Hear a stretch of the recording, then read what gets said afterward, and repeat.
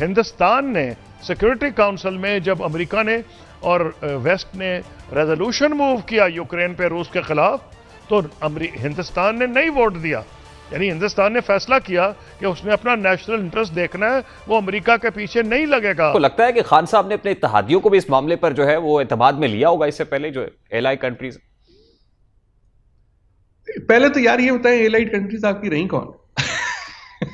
इतनी ज्यादा तो आप हमारे दोस्त हैं नहीं। On the other hand India उनके साथ नहीं खड़ा हुआ, अमेरिका के साथ यूक्रेन क्राइसिस में नहीं खड़ा हो रहा इंडिया, बिकॉज वो भी न्यूट्रल अपने ताल्लुकात चाहता है रशिया के साथ। तो आप फोर्स नहीं कर सकते किसी कंट्री को टू स्टे विद यू। जब रूस की और वेस्ट की ठन गई है, 1,90,000 फौज एंटर हो चुकी है यूक्रेन के इलाकों में, ये भी जाना चाहिए कि वजीर आज़म इमरान खान को कैंसिल करना चाहिए। बात ये हो रही थी कि टाइमिंग खराब है। इमरान खान जो हैं वो कोई लूज कैनन बात ऐसी कर दें अनस्क्रिप्टेड, जिसका मतलब जो है अंदरूनी सियासत या बैरूनी सियासत में गलत ले लिया जाए और या गैर मुस्बत ले लिया जाए। दूसरी बात यह कि अमेरिका तो हमारा दोस्त तो ज़रूर कहलाता है, लेकिन मुश्किल वक्त में हमेशा हमारा साथ छोड़ जाता है। हमने उसको पैसे दिए, उसने हमें F-16 जहाज ही नहीं दिए।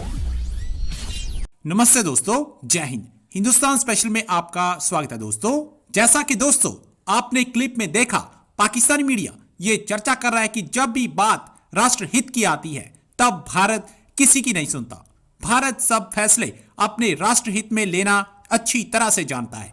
पाकिस्तानी मीडिया ये मान रहा है कि हमने अपने सारे फैसले कभी अमेरिका के लिए और कभी चीन के लिए किए हुए हैं। दरअसल इस वक्त इमरान खान का रूस का दौरा पाकिस्तान के लिए बड़ी मुसीबत बन गया है। सारी दुनिया इमरान खान के इस रूस दौरे को लेकर तरह तरह के अनुमान लगा रही है।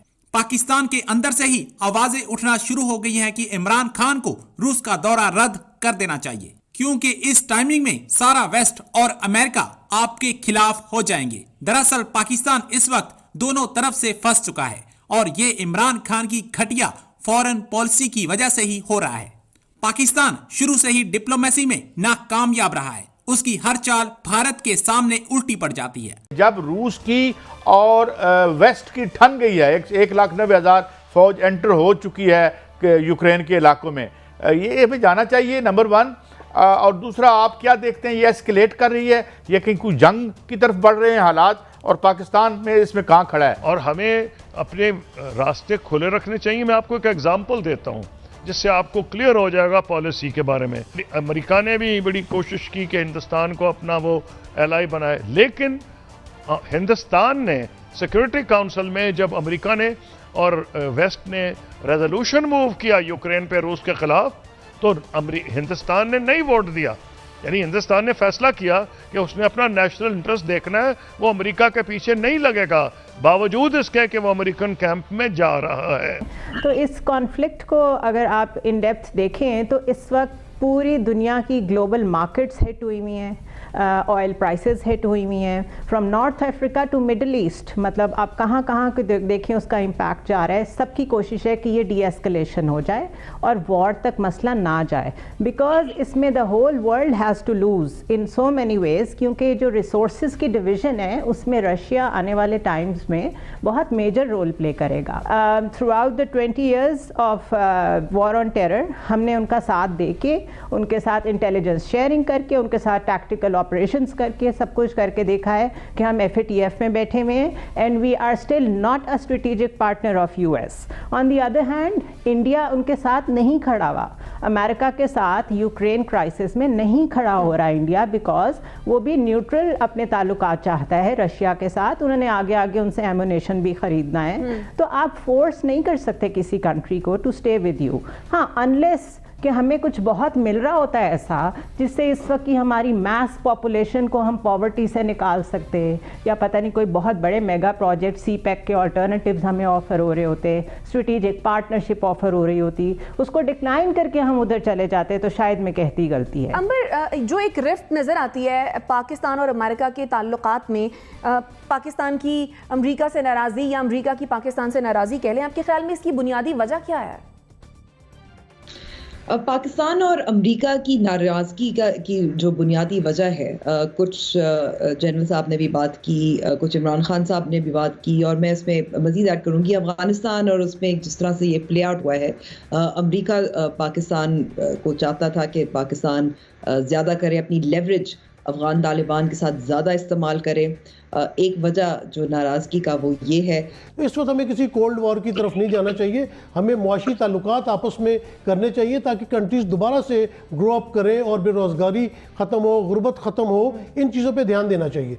दूसरी बात ये कि अमेरिका तो हमारा दोस्त तो ज़रूर कहलाता है, लेकिन मुश्किल वक्त में हमेशा हमारा साथ छोड़ जाता है। हमने उसको पैसे दिए, उसने हमें F-16 जहाज़ ही नहीं दिए। तो बात ये कि उस वक्त क्या नाराज़गी थी।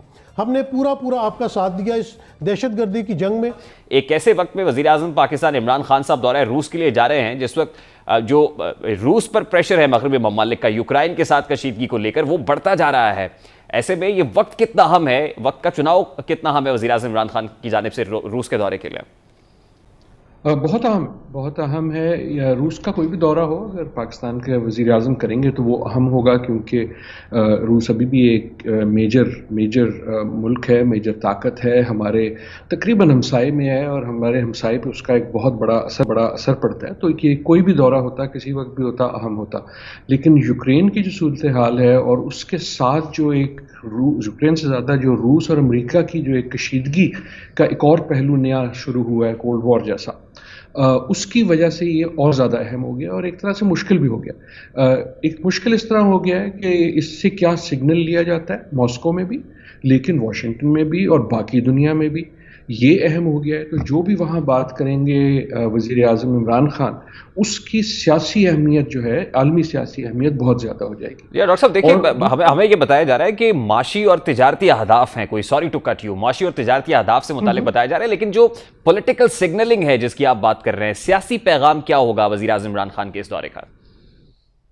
देखिए, अगर तो ये मुआशी और इक्तसादी मसाइल पे ही फोकस रहता है और नज़र आता है तो फिर अच्छी बात है। एक तरह से ये एक अपॉर्चुनिटी भी है और एक रास्ता भी है। लेकिन जो सियासी अहदाफ हैं, ख़ुसूसन यूक्रेन के हवाले से, और ये जो एक वेस्ट और रूस की कशीदगी हमें नज़र आ रही है, उसके हवाले से उसको आप एस्केप नहीं कर सकते। खामोश भी रहे तो वो सिग्नल होगा। कहने की हद तक तो ये बात दुरुस्त है कि पाकिस्तान मल्टीलेटरल रिलेशनशिप्स चाहता है, वो यूनिलेटरल नहीं चाहता, किसी एक कैंप का हिस्सा नहीं बना रहना चाहता। कोल्ड वॉर और कोल्ड वॉर के बाद से हम अमेरिकी कैंप का हिस्सा रहे हैं, लेकिन प्रैक्टिकली और एक्शंस में किस हद तक ये बात दिखाई दे रही है, इसका अमली इजहार कितना है? पहले हमने बीजिंग ओलंपिक्स के अंदर वज़ीर आज़म इमरान खान साहब ने पार्टिसिपेट किया, अब at this point in time रूस जा रहे हैं जब हालात बड़े कशीदा है, मगरबी ममालिक are up against रशिया। तो ऐसे में इसका अमली इजहार भी दिखाई दे रहा है कि हम मल्टीलेटरल रिलेशंस चाहते हैं। आई होप देगा ऐसा। देखना, एक खाली दौरे से तो अमली इजहार नहीं हो जाएगा, लेकिन मेरा गुजारिश यही है कि ये अमली इजहार का एक मौका है। डॉक्टर साहब, आपको लगता है कि खान साहब ने अपने इत्तेहादियों को भी इस मामले पर जो है वो एतमाद में लिया होगा इससे पहले, जो एलाई कंट्रीज? पहले तो यार ये बताएं, एलाइड कंट्रीज आपकी रही कौन? इतनी ज्यादा तो आप हमारे दोस्त हैं नहीं। सो अगर मेरे ख्याल, I don't know and I don't think so.